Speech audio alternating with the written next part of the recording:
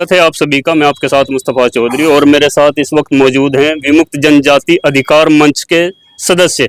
अभी गंगो में एक बड़ी यात्रा निकाली गई, गंगो के मैन बाजार से, शिव चौक से गंगो थाने तक। और आप देख रहे हैं जैसा कि गले में तख्तियां लटकी हुई हैं, मैं आदतन अपराधी हूँ, हिदायत आयोग की रिपोर्ट लागू करो, देशभक्ति गुनाह है इसलिए मैं अपराधी हूँ, बड़ों ने बलिदान दिए क्या इसलिए हम अपराधी हैं, देशभक्ति गुनाह है इसलिए मैं अपराधी हूँ, बड़ों ने बलिदान दिया क्या हम इसलिए अपराधी हैं। इसलिए अलग अलग स्लोगन लिखकर जो है यात्रा निकाली गई। अब क्या किस तरह के अपराधी हैं जानकारी हासिल करेंगे। जी लोकेश जी ठीक है? जी मैं ठीक हूँ, आप ठीक हैं जी? मैं तो ठीक हूँ, पर ये आज क्या कर रखा आपने, मैं आदतन अपराधी हूँ। भाई जो हमारे बुजुर्गों को उनकी देशभक्ति का, उनका देश के लिए जो कुर्बानियों का जो ये हमें इनाम मिला हुआ है कि आज की तारीख में हम आदतन अपराधी का तमगा पाए हुए, ये उसका बोर्ड लगाया हमने। तो फिर ये शहर भर में दिखाया कि हम अपराधी हैं, ये कटाक्ष है या वास्तव में हो आप अपराधी? नहीं, कानूनी तौर पर तो हम हैं फिलहाल तक भी। पहले हम जन्मजात अपराधी थे, आज की तारीख में हम आदतन अपराधी हैं, तो कटाक्ष क्या है? हम तो ढो रहे हैं, इस चीज को गले में बांध के ढो रहे हैं भाई, आपके सामने है। तो क्या मांग थी आज, हटाने की मांग थी, क्या थी? बिल्कुल, हमारे जो बुजुर्गों को जो उन्होंने कुर्बानियां दी उसके बदले में जो हमारी बिरादरी आज भी दंश ये ढो रही है, हम चाहते हैं हमारे ऊपर से हटे, तो इसलिए पूरा एक प्रतिकार रैली समझ लीजिए आप इसे। जी वरिष्ठ पत्रकार हैं बलबीर तोमर जी, इन्होंने लिखा है देशभक्ति गुनाह है इसलिए मैं अपराधी हूँ। देशभक्ति करना गुनाह है?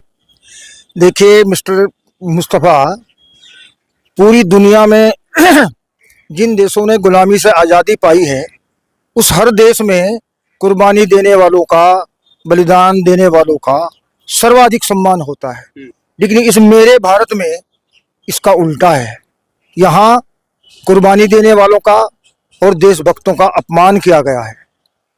पहले वो अंग्रेजों ने हम लोगों पर आदतन वो जन्मजात अपराधी का ठप्पा लगा करके हमें अमानवीय जीवन जीने के लिए मजबूर किया, और जब देश आज़ाद हुआ तो हमारे ऊपर से वो ठप्पा हटा करके हमारे जो नागरिक आधार थे, वो जो नागरिक जो थे, हमारे राइट्स थे, वो तो बहाल किए गए।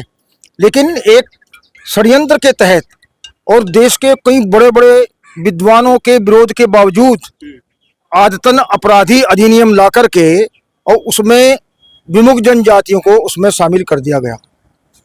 कई विद्वानों का ये कहना था कि अपराधी हर जाति में होते हैं, पूरी जाति का अपराधी होने से क्या मतलब है। तो आज भी जेल मैनुअल, पुलिस की मैनुअल में हम विमुक्त जनजातियों को एक आदतन अपराधी के रूप में इंगित किया जाता है। यहाँ तक कि जो निगरानी के जो उनके वो होते हैं, रजिस्टर होते हैं, वो उनमें वो अपराधी का नाम ना लिख करके और गांव का ही नाम लिख दिया जाता है। एक ज़माने में तो सन 84 तक जो पुलिस मैनुअल जो पढ़ाई जाती थी, तो उसमें जहाँ गाय बैल भैंस की चोरी का जो था चैप्टर, उसमें बाकायदा गुर्जर शब्द लिखा था।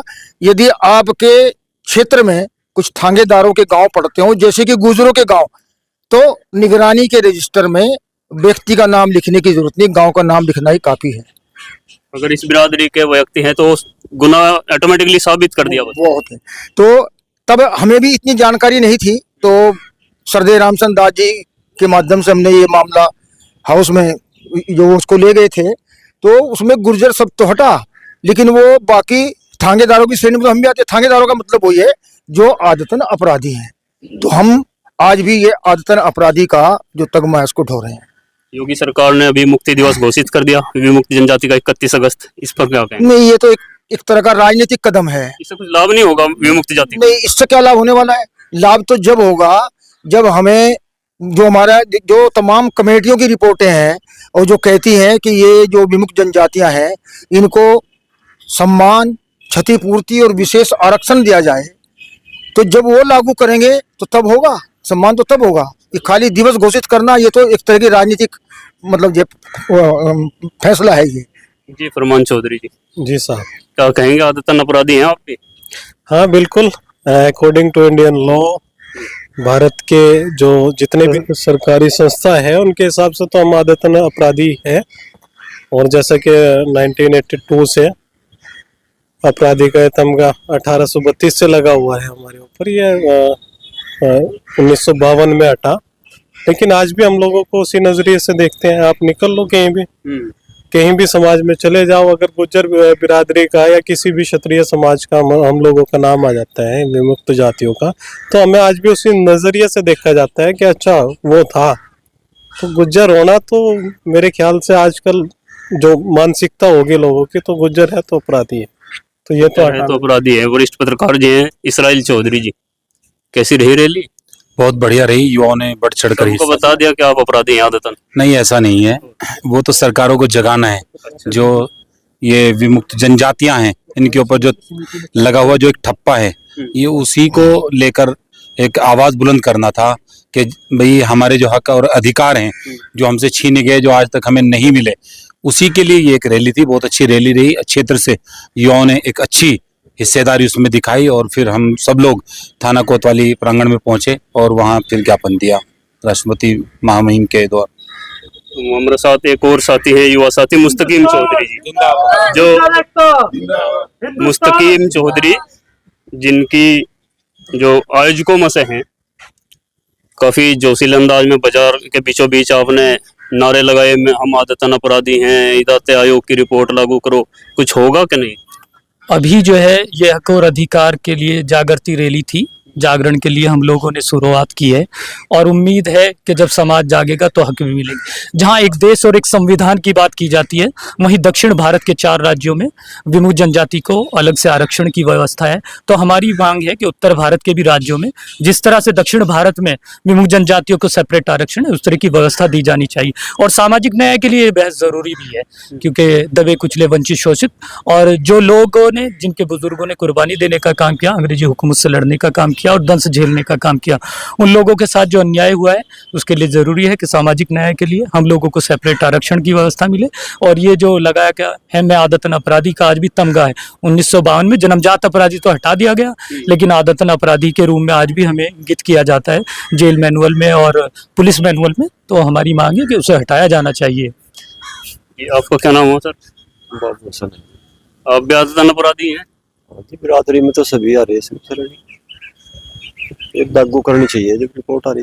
रिपोर्ट अलग जी। प्रधान जी, आदतन अपराधी और गले में तख्ती और बाजारों बीचों बीच पूरा जुलूस निकाल दिया आज तो। बस एक तो मजबूरी भाई जी, हमारे पर थोप गिरा ऐसा जो का तो क्रिमिनल एक्ट थोप रखा, तो पूरी बिरादरी पे है, एक पे नहीं है। अकबर मेरे इकले पे सभी पे हैं जो अपने सिपाही हैं भाई बिरादरी के।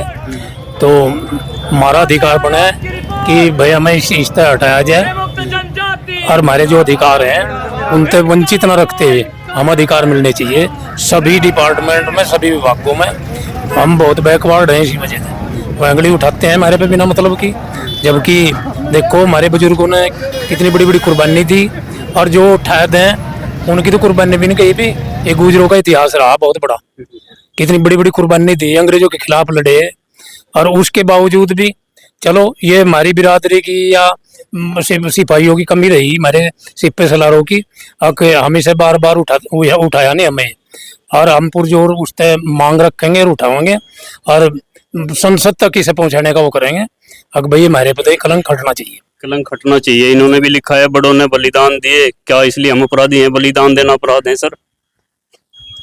बलिदान देना अपराध तो नहीं है, परोपकार है। हमारे बड़ों ने इस देश के लिए परोपकार किए, अपराध नहीं किए।